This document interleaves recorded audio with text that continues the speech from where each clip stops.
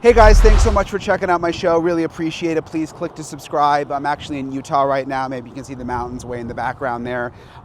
Digging into a couple of news stories involving the Charlie Kirk investigation, which I'll have more on. But I had to get on here because I am totally just shocked and blown away and upset about the latest update with the Ellen Greenberg case. Remember Ellen Greenberg? That's the story that I've been covering for years now. There was also just a Hulu documentary on her story. Teacher in Pennsylvania, found with 20 stab wounds. I mean, stabbed in the back, stabbed in the spinal cord. Her death was initially ruled a homicide. Then it was changed to suicide. Made no sense. Okay, I have gone over all of the reports. This is a story that I have dug into and actually read everything and interviewed experts who have said there is no way that this was a suicide, okay? Family's been suing the city, trying to get to the bottom of it. We've all been all over it, okay? Well, now a medical examiner, a new medical examiner, someone named Dr. Simon from Philadelphia, has now just put out a new report saying that she believes that it is a suicide, okay? Which you had it initially ruled a homicide, you had it changed to suicide, then you had the medical examiner from the beginning of this whole thing come forward and say, no, I actually don't think it's a suicide anymore. And now you've got a new medical examiner saying, we're putting the whole thing to bed, this is a suicide. Despite all of these reports and all of this weird conflicting information, and I don't even know what to say about it. I mean, perhaps the FBI can now get involved somewhat at a higher level. There's all sorts of questions about corruption in Philadelphia and why they have worked so hard to brush this case aside. My heart goes out to Ellen Greenberg's parents. I know they'll never stop fighting for justice. I just wrapped up an interview I just did in the car because, again, I didn't know all this was going to happen with Joe Pedraza, the attorney representing the family who's been fighting for them for so long, who is also shocked by all of this. Sorry, I'm in my car, Joe, but I was out on a different story. I wasn't expecting to get this news today. Um, I was pretty shocked. Did you just find out about this too? What was your response? Well, my reaction is just extreme disappointment. I think we've put on enough of a case to convince the city of Philadelphia to reopen the investigation and perform the investigation that the family has requested. And Brian, that's all the family has ever wanted is a thorough investigation to find out what happened to their daughter, Ellen. To be told that no, this new medical examiner has determined on this record that it is still a suicide. It's extremely disappointing. And it really serves as an obstacle to prevent any further investigation into Ellen's murder by either the Philadelphia Police Department, the Philadelphia District Attorney's Office, or even the medical examiner's office. Do you think there was any political pressure? I'm just trying to understand why it's Dr. Simon, right? Dr. Simon, has this opinion that's different from so many other experts who have reviewed the case. I don't know how to answer that because it seems as though the city has not only doubled down, but tripled down and quadrupled down on this suicide finding, regardless of whatever is put forth that draws it into question. Um, I don't know how to explain it. I really don't know whether it's political pressure or not. I have no idea to say one way or the other. All I can say is I think it's extremely disrespectful to the family, and it should be very troubling to everybody who lives in Pennsylvania. Do you know much about this medical examiner? I know absolutely nothing about this medical examiner. Okay. Um, so Dr. Simon clearly claims that Dr. Osborne's autopsy of Ellen Greenberg contained a number of errors, including the fact that it was Osborne who damaged the spinal cord during the autopsy process. So all of the experts who we've interviewed, no one ever mentioned that it was the medical examiner who may have damaged the spinal cord. I mean, what do you make of that? I find that to be a complete false representation by medical examiner Simon. What Simon is saying is that 1.1 centimeter wound into the spine of Ellen, which may or may not implicate the spinal cord. There's a debate over that. Um, Simon is now saying that that is what she's saying it's an artifact of autopsy, meaning that it's not really a stab wound. It was caused by Dr. Osborne when he did the autopsy. Before today, the only two people who have done histologic examinations to determine whether that is an artifact or not both reached a conclusion that it is absolutely a stab wound and not an artifact of the autopsy. And that includes the neuropathologist who was employed in the medical examiner's office at the time we deposed her. This is the very first time that anyone has claimed that that wound is anything but a stab wound. And it's also the very first time that it's being discredited or just put aside as though it has no significance because this is the post-mortem wound that Ellen sustained, which from our position raises the specter, obviously, that she was murdered and could not have committed suicide. Because she could not have stabbed herself in the back in the spinal cord, right? Well, she could not have, well, first off, physically, she couldn't do that. But if it's a post-mortem wound, right, she's already dead. Dead people don't stab themselves. And in this case, she would have had to have stabbed herself at least two more times because the knife is found in her chest through her heart.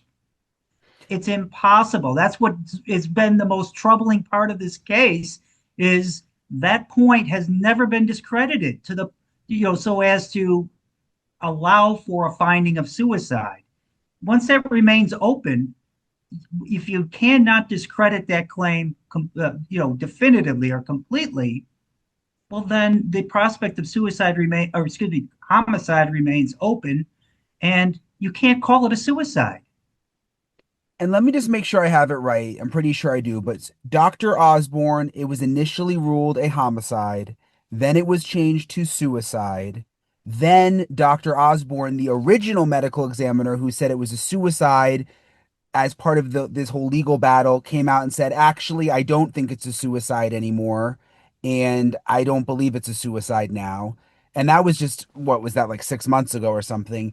And now Dr. Simon, this new person to the case who I've never heard of, is now saying, no, it is a suicide. Is that You right? have accurately you have accurately stated the facts, Brian. The person who has the most thorough knowledge of this case, Dr. Osborne, who was involved in it in January of 2011, all the way up through all the litigation, etc., ultimately looking at the evidence that we put forth said, no, this should not be called a suicide. This case should be opened and more investigation done to determine what happened to Ellen. This new medical examiner who has no past experience with this case has now said, no, we're going to keep it as a suicide. And therefore, there'll be no further investigation. That's the end of it. Ellen becomes a statistic and her file gets put on the shelf to collect dust. So why doesn't she just say it's undetermined? Why not? Why is she going as far to say suicide when you've got the medical examiner who actually saw Ellen's body and examined the body saying, now I don't think that it's suicide. You know what I mean? Like, why not just say undetermined? Brian, I don't understand why it minimum isn't undetermined to allow further investigation. I don't understand why. I don't understand why the city has fought this case tooth and nail from the moment we were involved through to today.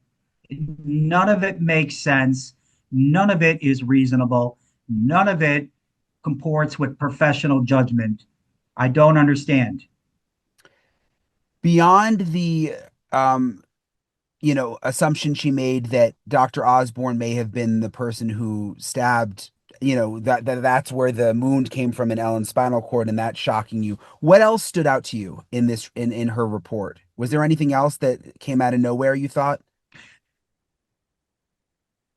Well, there's quite a few, and in fact, we've actually gone through the report, and I could probably spend the next 3 hours speaking with you about all of the either inaccurate statements, incomplete statements, or omissions that are all material to understanding this case.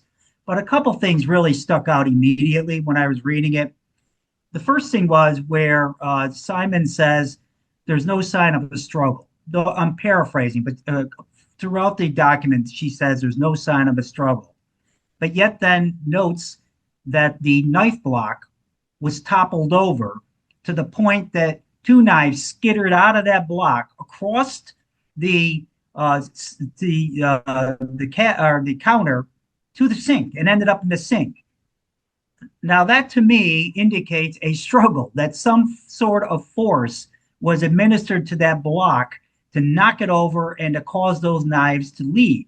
And by the way, the knife that was used to murder Ellen comes from that block.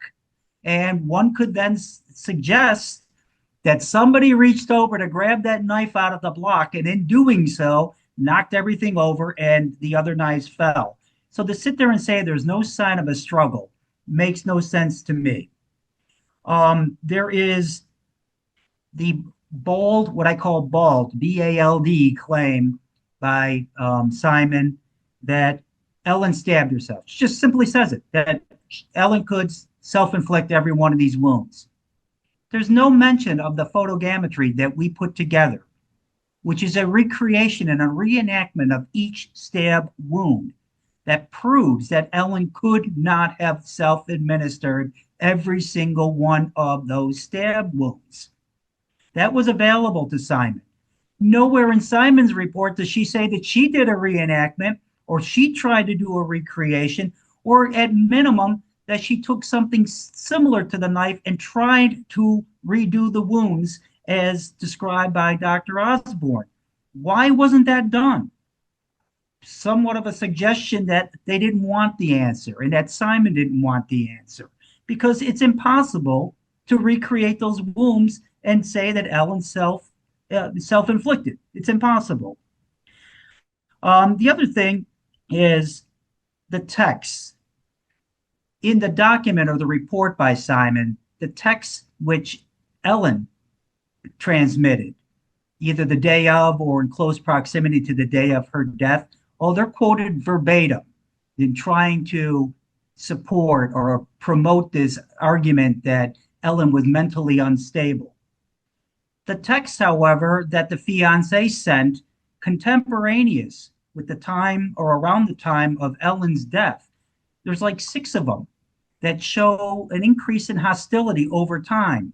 None of them are quoted in this report. None of them receive any mention beyond simply saying, well, the fiance did send text to Ellen during, some time when he was outside the door.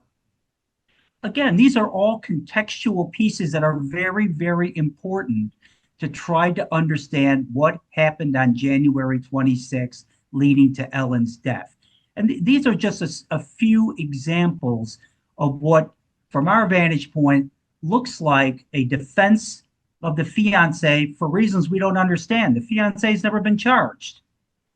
Second, it looks like a smear of Ellen and her mental capacity for anxiety. Brian, there's got to be over 50 million people in our country who have anxiety and live normal lives. Why does Ellen all of a sudden have to be the one who does some bizarre self-infliction and self-suicide? It doesn't even make any sense. But that's what this report really reads like to us, that it was a preordained decision of suicide. And then let's put in every fact that we think will support that conclusion, put it in out of context, and ignore other evidence that doesn't go with that preordained conclusion. And that's why I think it's a failed and flawed report, disrespectful completely to the family and to Ellen.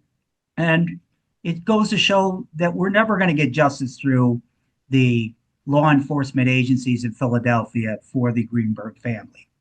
So what can you do next, Joe?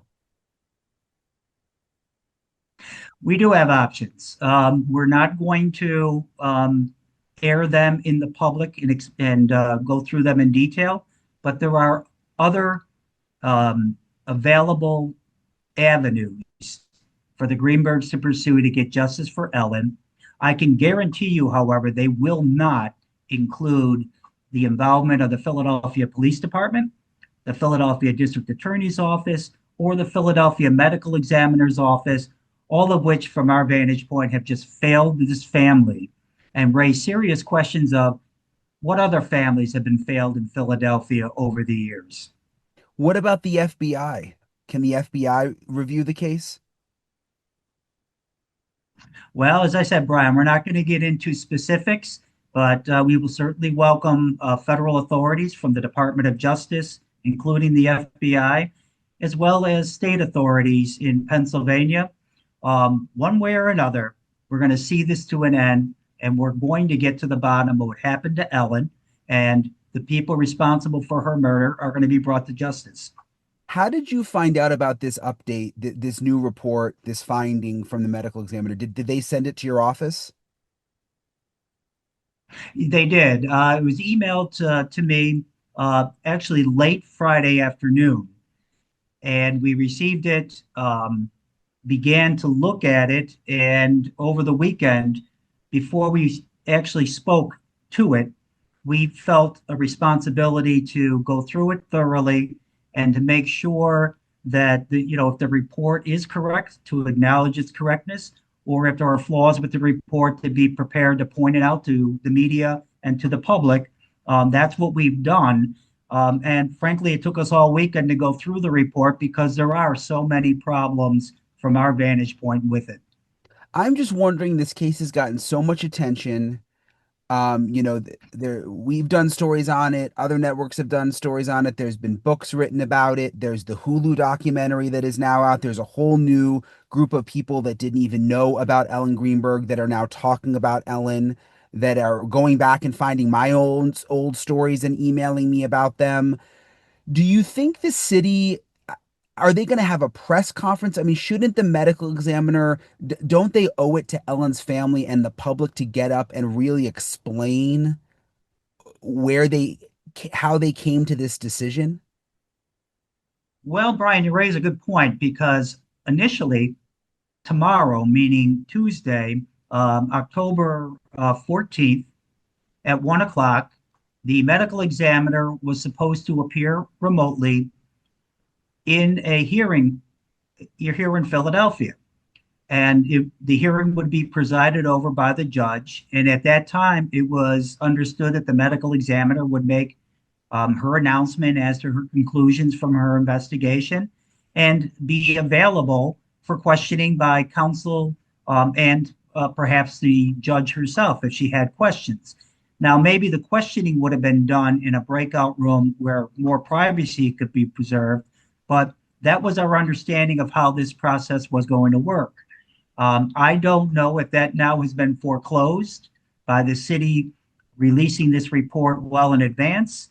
But we'll find out tomorrow at 1 o'clock Eastern time whether the medical examiner appears and presents herself for questions about the contents of this report and her conclusions.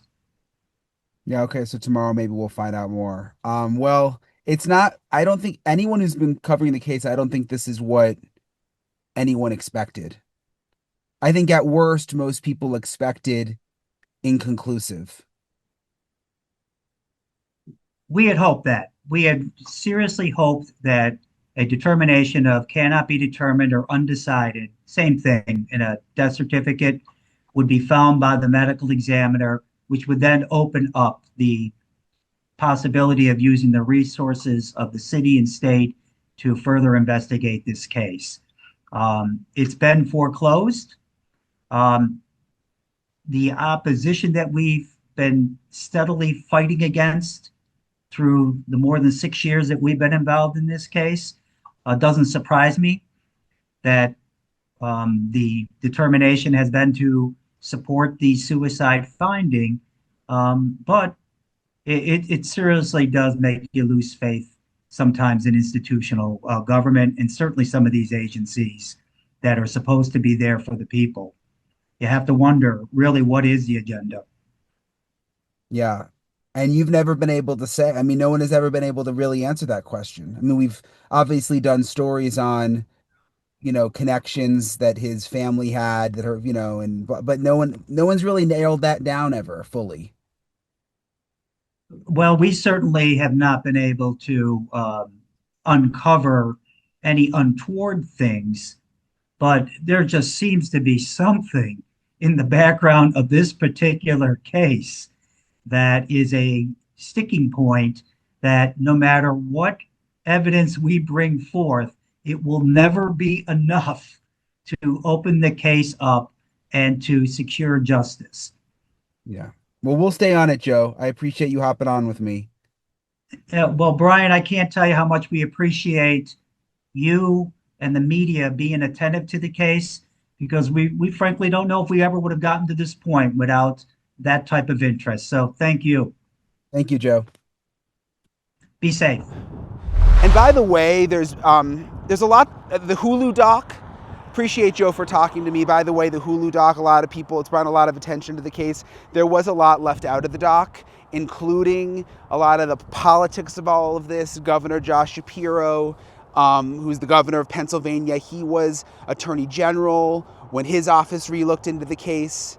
And I actually went and asked Josh Shapiro, Governor Shapiro, about this when I was in Pennsylvania. This was probably like 6 months ago. I had been trying to get interviews with him about it, could never get him. We ended up having to find him at a press conference, and it was at like an elementary school. It was actually kind of awkward having to go there to ask him about this, but we had to do it.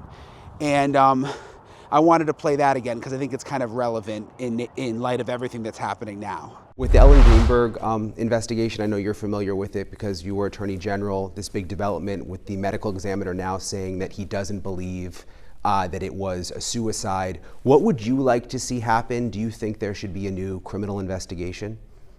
Well, look, I don't think I should speak for the city of Philadelphia and why they chose to make the decision they did. But let me just offer maybe some broader comments. First off, as a father of four, my heart breaks for the Greenberg family.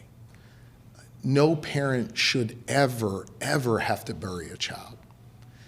And this is a case that I inherited as Attorney General that occurred, if memory serves me, about 6 years prior to me even becoming Attorney General of the Commonwealth. And it was a case that was put on my desk after the city of Philadelphia ruled that Ellen Greenberg died by suicide, not by homicide. That wasn't my decision. That was made years prior by the city of Philadelphia. The case was then sent to the Attorney General's office for investigation. And we looked at every possible angle. There's nothing I wanted more than to give these parents some finality, some answers, some clarity. And we received more evidence, more information during the course of our investigation that sadly didn't show what they wanted it to show, but actually rather pointed to more data, more information that pointed toward a suicide. At some point, the Greenberg family asked that we no longer consider the case. And under the Commonwealth Attorneys Act, I had the authority as Attorney General to transfer that case to a neighboring district attorney. And I did. We transferred it to the Chester County District Attorney, if memory serves me. They looked at it for a couple of years, and they found the same determination as well. There was no evidence there that supported a homicide. There was no evidence there that supported any sort of criminal charges against anyone else. And they closed the case.